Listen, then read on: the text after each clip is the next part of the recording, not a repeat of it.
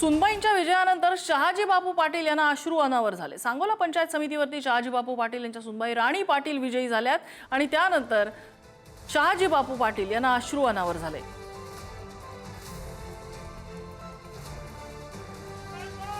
विजयाचा गुलाल उधळला आणि शहाजी बापू पाटील हे अतिशय भावुक झाले। त्यांच्या सुनबाई राणी पाटील या निवडणुकीसाठी उभ्या होत्या आणि त्यांच्या विजयानंतर विजयाचा गुलाल उधळल्यानंतर शहाजी बापू पाटील अतिशय भावुक झाले।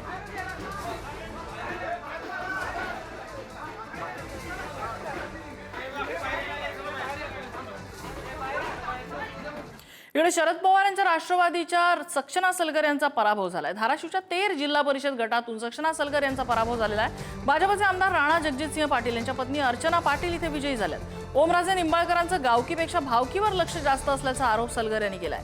प्रत्येक गल्लीत पैशाचा पाऊस पडला, रात्री 12 नंतरचे सीसीटीव्ही तपासा असं सक्षना सलगर यांनी म्हटलंय। मागेही म्हणलं होतं, जेव्हा निवडणुका सुरू होत्या तेव्हा मी सांगितलं होतं की जिल्ह्याचे खासदार, जिल्ह्यातले आमदार, शिवसेना उभाटा गटाचे ओमराजे निंबाळकर हे गावकीपेक्षा भावकीवर लक्ष आहे। तर मी परत सांगते महाराष्ट्राला आणि जिल्ह्याला, त्यांनी त्यांच्या भाऊजाईला निवडून आणण्याचा प्लॅन सक्सेसफुल केलेला आहे आणि ओमराजेंनी इनडायरेक्टली अर्चनाताई निवडून येतील यासाठी जे प्लॅनिंग आखलं होतं ते त्यांचं सक्सेसफुल झालंय।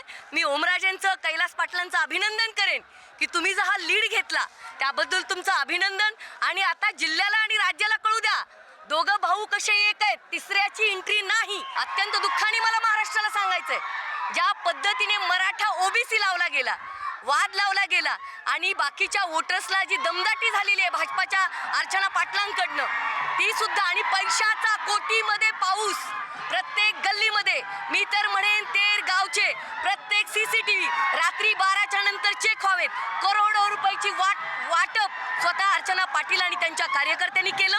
त्यामुळे मला आपल्याला सांगायचंय, मला एकही टक्का दुःख झालेलं नाही। इकडे महाड पंचायत समितीवर पुन्हा एकदा शिवसेनेचा भगवा कायम राहिलाय। पंचायत समितीमध्ये 10 पैकी 9 जागांवरती शिवसेनेनं दणदणीत विजय मिळवलेला आहे।